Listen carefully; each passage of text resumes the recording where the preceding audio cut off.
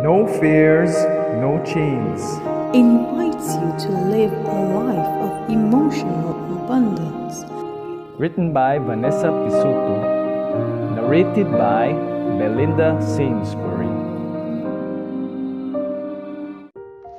Good morning, dear friends. Today our devotion is entitled Forgive the Unforgivable.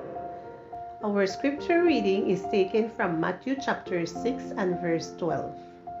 Forgive us our debts as we forgive our debtors. When Carol Urton talks about forgiveness, she is not sharing a theory. Carol's biological father abandoned her when she was just 2 years old. Her mother remarried, but her stepfather began abusing her and engaging her in the child pornography industry. Carol finally ran away from home. Because her stepfather was a nominal Christian, Carol felt a great rejection of God. However, years later, she was so desperate to save her marriage that she decided to attend a church to get marriage counseling. The pastor who spoke to her, noticing that there was a deeper problem, invited her to talk about her father. It was then, at the age of 27, that Carol was able to talk for the first time about what had happened to her and began the path of recovery.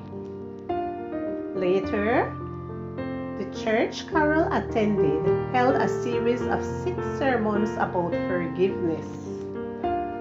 Every week, Carol left church crying, not able to find the strength to forgive the unforgivable.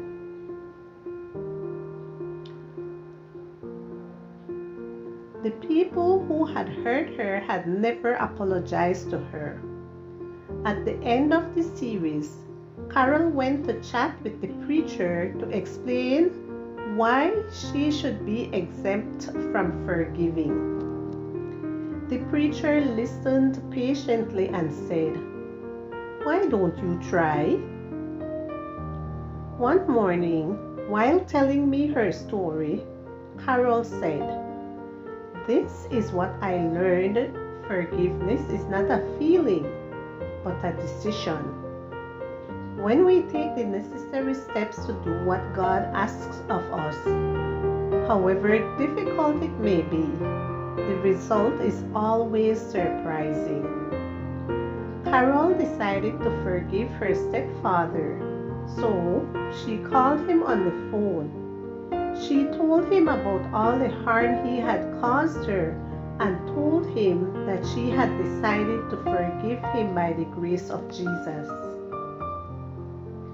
After saying these words, Carol waited a moment, thinking her stepfather would apologize. However, all he said to her was, "Tough luck, kid, that's life." Despite his reaction, Carol told me, "When I forgave my stepfather, this changed not him, but me. When I hung up the phone, I disconnected myself from him. Here is what it means. I canceled the debt. If someone owes you something, an apology, money, whatever, you're chained to that person. When you cancel the debt, you are free." Dear Lord, I don't want to allow the pain of the past to shackle me. I want to pay off my debts through your power and your grace. Forgive our debts as we forgive our debtors. Matthew chapter 6 and verse 12.